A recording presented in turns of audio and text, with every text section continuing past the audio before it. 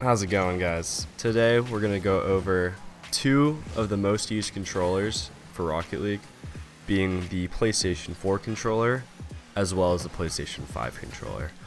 I'm going to talk about how I personally would compare both of them.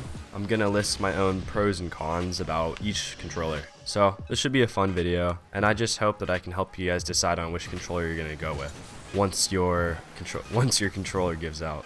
So far, my experience with both have been really good, but I do have some pros and cons about each of them. So I'm going to start with the Dualshock 4.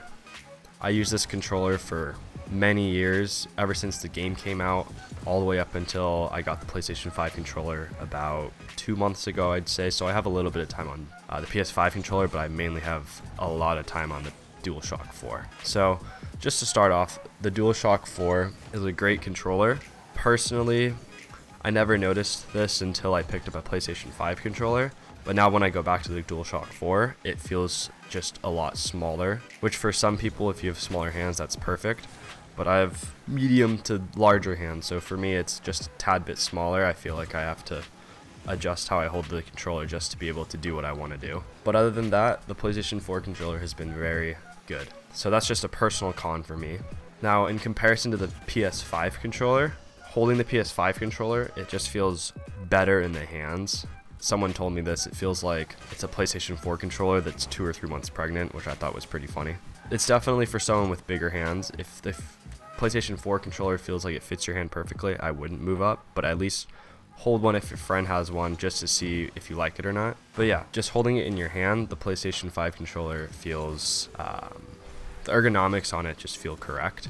Otherwise, pretty similar controllers. Now, my biggest con on the PlayStation 5 controller would be the buttons. The buttons are rounded. So to kind of explain this in a keyboard term, let's say you have a mechanical keyboard and your space bar has stabilizers on the side. Let's say you took the stabilizers out and then you tried to press the corner of the space bar in.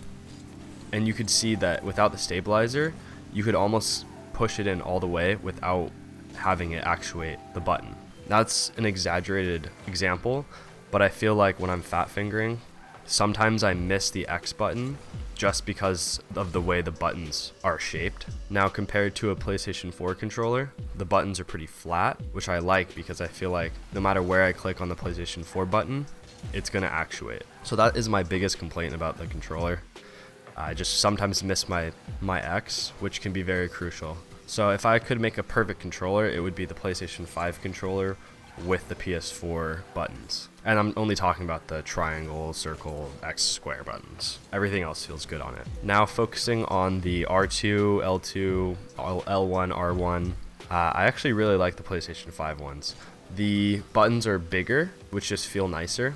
And I've also noticed that the PlayStation 5 back buttons, the L2 and R2, they have a little more spacing, so you can pull them down farther, which can be a con for a few people. But for me, I don't know if I like it or not, but it makes it easier for dribbling because you can control your speed a little better. Another thing I like about the PlayStation 5 controller is that the analog sticks have a smooth plastic around them, so you're gonna have a smoother time when you're hitting the edges. Basically, to explain, I'm pretty hard on my PlayStation 4 controllers, so I have a lot of white powder under my analog sticks because I always grind them against the sidewalls of the analog sticks, which eventually makes it rough when I hit the sides.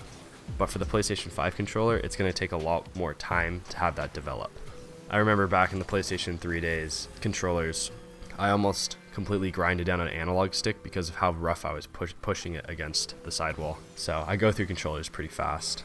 But otherwise, the PlayStation 5 controller also has a better grip to it. The back panel, the back plastic of the PlayStation 5 controller, it has more of a traction than the PlayStation 4 controller, so that helps me be able to hold the controller more comfortably and know that it's not going to be moving around too much, which is just peace of mind. But I would recommend both controllers. Both controllers work very well. Just remember, the only cons I have with the PlayStation 5 controller so far after using it for about 2 months is that the buttons are different. So you might be missing a button if you're trying to fat finger.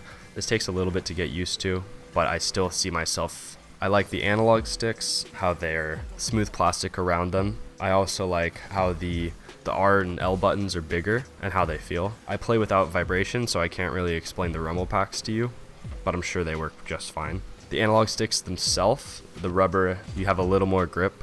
But yeah, and now for the PlayStation 4 controller.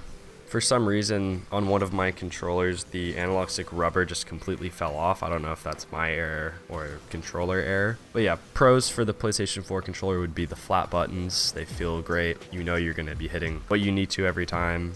Cons, for me personally, controller's just a little too small, but I only figured that out after holding a PlayStation 5 controller, so that could be kind of hard for someone who hasn't used both to figure out. And then other than that, it's just the analog stick sidewalls. They just grind against the edges so that they're just less smooth when you're hitting the edges. Otherwise, both controllers are great.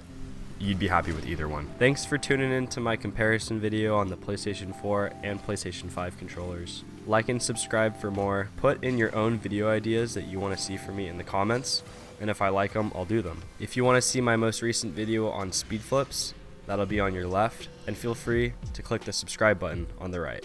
Otherwise, I'll see you in the next video next week. Bye.